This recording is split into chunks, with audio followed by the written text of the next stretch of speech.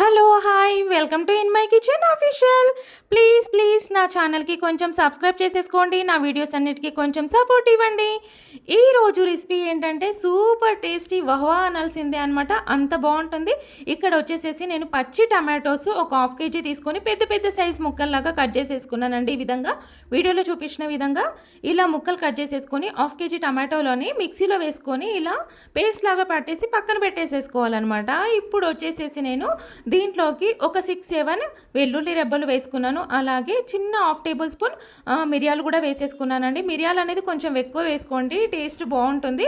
ఇప్పుడు వీటిని కచ్చపచ్చ దంచేసేసి పక్కన పెట్టేసుకోవాలి. ఇప్పుడు స్టవ్ ఆన్ చేసేసుకొని ఒక బౌల్ అనేది తీసుకున్నాను. అది కొంచెం ప్రీహీట్ అవ్వగానే స్టవ్ అనేది మీడియం ఫ్లేమ్లో పెట్టేసుకొని 2 టేబుల్ స్పూన్ ఆయిల్ వేసుకున్నాను. అలాగే కొంచెం ఆ నూనె వేడవ్వగానే దీంట్లోకి వచ్చేసేసి హాఫ్ టేబుల్ స్పూన్ ఆవాలు, అలాగే ఆవాలు చిటపటలాడగానే జీలకర్ర వేసుకున్నాను. జీలకర్ర వేసుకున్న తర్వాత కొంచెం మెంతులు టేస్ట్ కోసం అనేసి అలా వేసుకున్నాననమాట. తర్వాత పచ్చెనగపప్పు వేశాను. అలాగే కొంచెం ఒక 2 చిటికెలంతా పసుపు కూడా యాడ్ చేసేసుకున్నానండి. ఇవన్నీ కొంచెం మనకి చిటపటలాడగానే ఒక 3 ఎండుమిర్చి తీసుకోవాలండి. ఎండుమిర్చి తీసుకొని చిన్న చిన్న ముక్కలుగా చేసేసుకొని ఈ పోపులో ఎండుమిర్చి కూడా యాడ్ చేసేసుకోవాలన్నమాట. కంపల్సరీ చేసుకోండి, ఎందుకంటే టేస్ట్ అంత బాగుంటుంది. ఇవి కొంచెం వేగుతూ ఉండగానే ఇప్పుడు నేను దీంట్లోకి వచ్చేసేసి ఫస్ట్ ఆఫ్ ఆల్ వెల్లుల్లి రెబ్బలు అండ్ బ్లాక్ పెప్పర్ కచ్చపచ్చ దంచి పెట్టుకున్న పేస్ట్ ఉంది కదా అండి, అది కచ్చపచ్చ దంచి పెట్టుకున్న వెల్లుల్లి అండ్ మిరియాలని కూడా ఇందులో యాడ్ చేసేసుకొని ఇలా గరిటెతో కలిపేసేయాలండి. మీడియం ఫ్లేమ్ పెట్టుకొని కలుపుకోవాలన్నమాట, ఎందుకంటే మాడిపోయే ఛాన్స్ ఉంది కాబట్టి. ఇప్పుడు నేను వీటిలోకి ఒక 6-7 పచ్చిమిర్చి కూడా కట్ చేసుకున్న చిన్న ముక్కలుగా కట్ చేసేసుకొని ఈ కారం, ఈ పచ్చిమిర్చి కారం పచ్చిమిర్చి అండి, అందుకే నేను ఒక 6-7 వేసుకున్నాను. కారపొడి అనేది లైట్గా వేసుకోవాలి. ఇది పచ్చిమిర్చితో ఈ రసం అనేది టేస్ట్ ఉంటుంది కాబట్టి ఇలా కొంచెం అవి వేగగానే దీంట్లోకి ఒక 3 రెబ్బల కరివేపాకు వేసుకున్నాను. అలాగే మీడియం సైజు ఉల్లిగడ్డ ముక్కలు కూడా చిన్న ముక్కలుగా చేసేసుకొని వేసుకోవాలన్నమాట.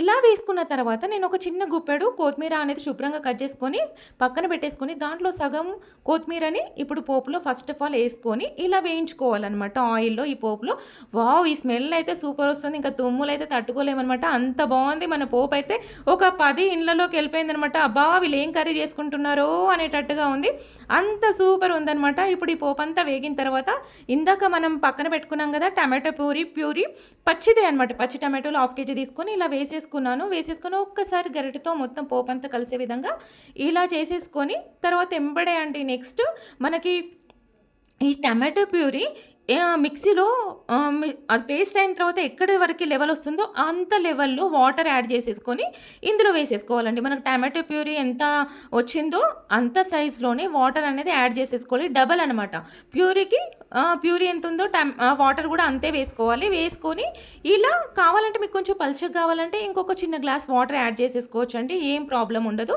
ఇలా స్టవ్ మీద పెట్టేసుకొని మీడియం ఫ్లేమ్ పెట్టేసేసుకొని అలా ఒక 5 మినిట్స్ అలా ఉంచేసుకోవాలి. ఇప్పుడు దీంట్లోకి వచ్చేసేసి సాల్ట్ వచ్చేసి హాఫ్ టేబుల్ స్పూన్ సాల్ట్ వేసుకున్నాను. అలాగే మనం ఇందాక మిరియాలు అండ్ వెల్లిపాయ అలాగే పచ్చిమిర్చి ఉంది కదండి, ఇవన్నీ కారం కొంచెం అదేంటంటే కారం అనేది ఎక్కువ సరిపోతుంది కాబట్టి దీనికి లైట్గా 1/2 టేబుల్ స్పూన్ కారపొడి వేసుకుంటే సరిపోతుందనమాట. అది మిరియాల ఘాటు ఉంటుంది కాబట్టి కారం పొడి తక్కువ పడుతుందనమాట. అందుకే జస్ట్ ఒక 1/2 టేబుల్ స్పూన్ కారపొడి అలా టేస్ట్ కోసం అని అలా వేసేసాను, సరిపోతుందనమాట. కావాలంటే మీ దగ్గర వేయించిన ధనియా పౌడర్ ఉంటే ఒక 1/2 టేబుల్ స్పూన్ వేసుకోవచ్చండి. నా దగ్గర ధనియా పౌడర్ అనేది ఇంట్లో అయిపోయింది కాబట్టి నేను అది స్కిప్ చేసేసుకున్నాను, వేయలేదు. ఇంకా నెక్స్ట్ ఒక 10 మినిట్స్ అట్లా మీడియం ఫ్లేమ్ పెట్టేసుకున్నాను. అంత లోపల ఇది టమాటో రసం మొత్తం ఇట్లా మరిగిపోతుంది అనమాట.